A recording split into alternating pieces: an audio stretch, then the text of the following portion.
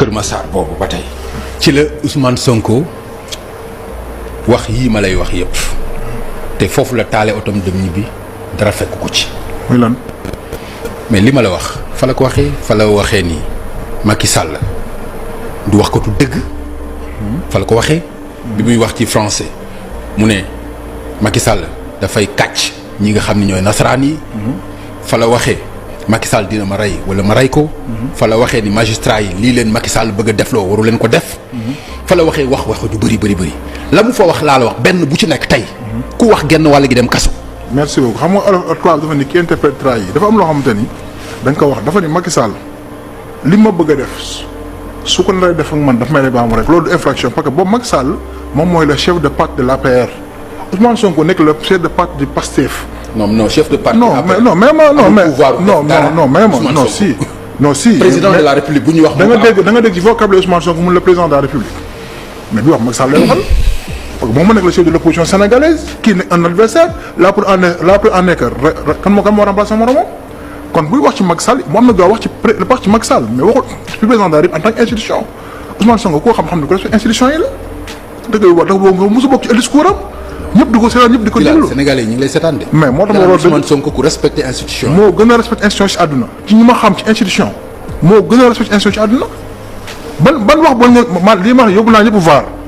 ban wax lañ mës a wax bu teggin boo xam ne ci institution sénégalaise yi dégg Ousmane Sonko salfaañe ko wala wax ci nag suñu noonu. li muy def mooy ñun dañu doon xeex non mais ma ñëw dañu doon xeex di ñu persécuter di ñu def benn injustice di ñu def benn violence tëj ci ay këru jàmbur barricade ko te amul benn juge bu ko ordonné amul y a absolument rien du tout ñëpp di ko gis. seen i respecté justice mooy ñu convoqué la nga daw Casamance laqatu fa. mais merci mais ma ñëw ci loolu tëj la foofu. mais ma ñëw nga pare taxaw naan loolu stratégie. wala di leen ñaawal teg ci. wala mais ma ñëw. nga taxaw fii. mais ma ñëw di leen ñaawal naan loolu stratégie. loolu mooy respect ci justice. waaw mais ma ñëw déjà. président pour laquelle ku ci jël loo war a jël ñu teg la ci yoon c'est simple. milliard askan bi kenn du ko foowee xam nañ loolu moo tax ku ci jël 1 franc di coow yu bëri yëpp loolu ni coow ku jël 1 franc di ko rendre compte c'est ça. d'accord alors ci leneen loo xam ni bëgg naa ñu dikk ci muy li nga xam ni mooy actualité bi junj naa ko léegi ci arrestation yu Dakar naase yi tey rek maa ngi dégg ñaari nit yoo xam ni jàpp nañ leen def ci kaso bi muy Oumar Sow ak ki nga xam ne mooy Abou Diallo lu ko jiitu am na ñeneen ñoo xam ne jàpp nañu leen yaakaar naa ni tey parce que nu Sénégal bu ñu dégloo li Abou Diallo wax dem kaso déglu li Oumar Sow wax dem kaso déglu li keneen wax dem kaso vraiment dinañ am déception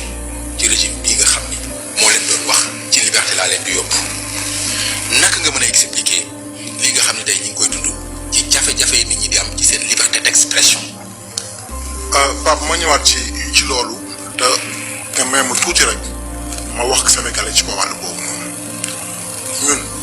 dama la ko wax fii léegi ci dëgg ak njub parti bu dun injustice lañ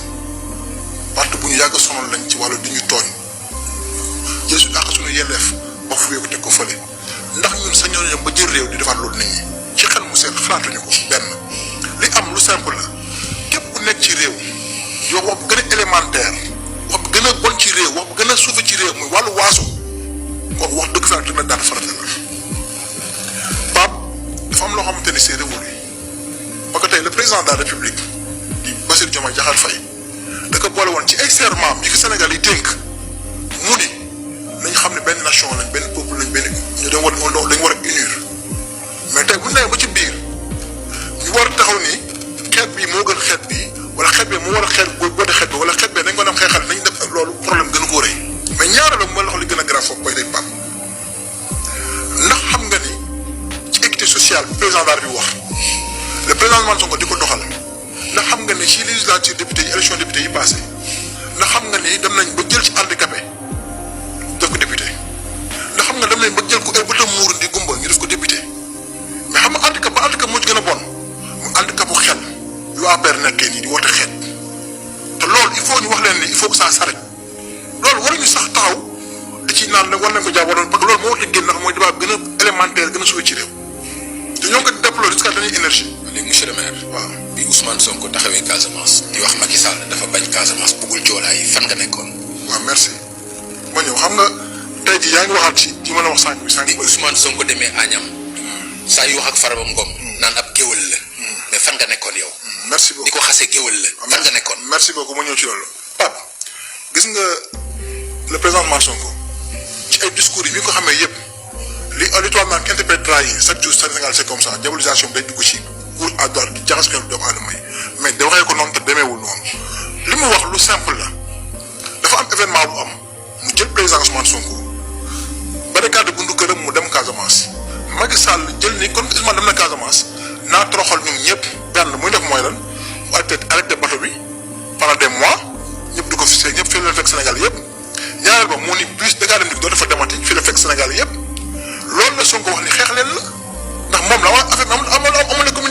ay problème est-ce que xam nga ni Sénégal li tax war ñu waxu discours racial yi tax war ñu ko fi xamul tax. dal leen ak jàmm ci seen chaîne bi nga xam ne saa bu nekk daf leen di toppal lépp loo xam ne moo di xibaar ñuy wax ci mbir bu doy waar mu di rek Seck di doom ci ki nga xam ne moo di Idrissa Seck bi fi nekkoon ñëpp daal di koy ràññee moom Abdoulaye Seck nag ni ki démb la mu bëggoon rek moo di daal di xaru la daal di bëggoon ginnaaw nag li nga xam ne moo di trafic de drogue boo xam ne daal nañ ko koy jiiñ moom ñu nag mu jàpp ne loolee tuuma la jun teg ca kawam doonte jot naa dugg sax li nga xam ne moo di kaso waaye moom daal fital la yoroon rek bëgg ko tiire boppam ngir rek daal di xaru ca mbir mu ni mel mu nekk nag lu doy waar loo xam ne daal nañ koy nemmeeku ni ki démb moom Abdoulaye Seck mi nag di doom ci ki nga xam ne moo di Idrissa Seck ginnaaw nag bi nga xam ne daal nañ koy jiiñ li nga xam ne moo di trafic de drogue foofee ca Point E fa la daal di xewee mu nekk nag mbir bu doy waar boo xam ne moom bëggoon na ko amal ginnaaw loole nag fekkoon na ki nga xam ne moo di Idrissa Seck di waajuram bu góor daal di génnoon waaye nag bi mu yëggee mbir mu ni mel dafa daal di dëppaat tournée daal di ñëw ca kër ga ngir rek daal di fekkee lu ni mel ba man caa indi ay solution mu mel ni sax loolee jot am benn yoon ndax kat ña nga xam ne ñoo fa nekkoon ca googee kër fa nga xam ne rek fa la bëggoon a xaro ñooñe ñoo ko daal di arrêté ngir rek mu bañ a def woowee ñaawteef mu nekk nag mbir bu doy waar boo xam ne moom mii di doom ci Idrissa Seck bëggoon na ko amal ginnaaw nag trafic de drogue boo xam ne wax nañ daañu ko koy jiiñ ba mu jotoon dugg li nga xam ne moo di kaso ñi wax ci keneen mu di général Moussa Fall mi nga xam ne